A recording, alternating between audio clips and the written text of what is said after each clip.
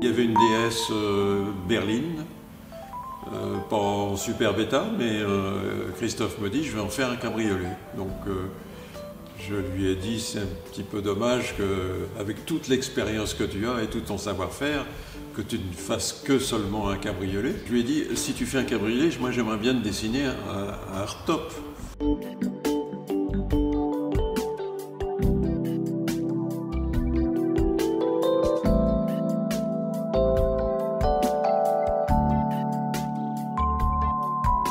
Et c'est comme ça que c'est parti. Je lui ai fait un dessin qui est derrière, là, qui est ce qu'on appelle le dessin bleu, puisque la couleur de la voiture était bleue.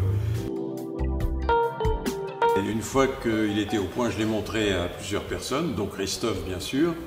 Et à partir de là, la décision a été prise. Le dessin a été suffisamment convaincant.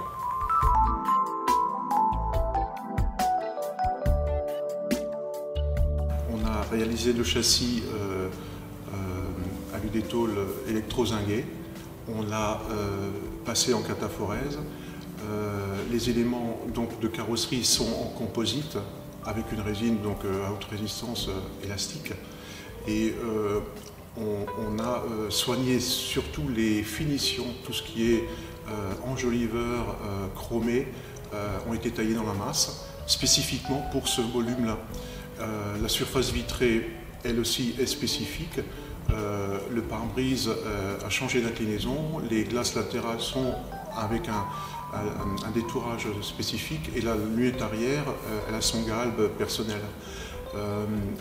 Nous avons aussi fait sous-traiter l'intérieur par des artisans selliers qui sont autour de nous.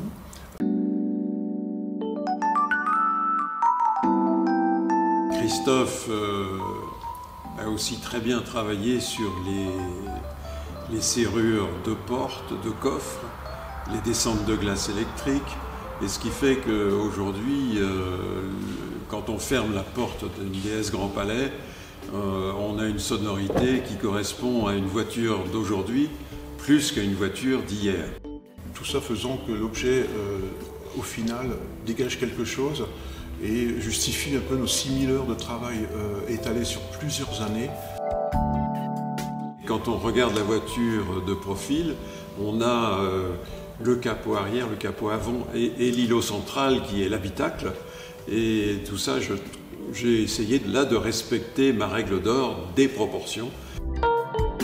Dans une automobile, c'est la base de tout.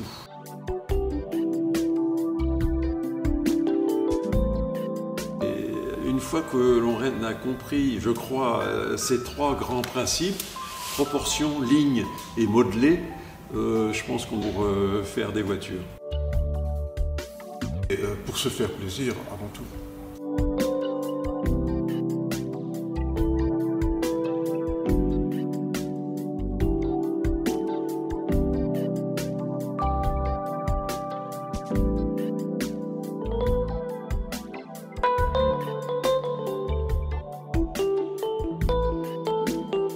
On se disait souvent avec Christophe, Flaminio, si tu nous regardes, j'espère qu'on ne trahit pas ta pensée et qu'on respecte l'esprit que tu as donné à cette merveilleuse voiture.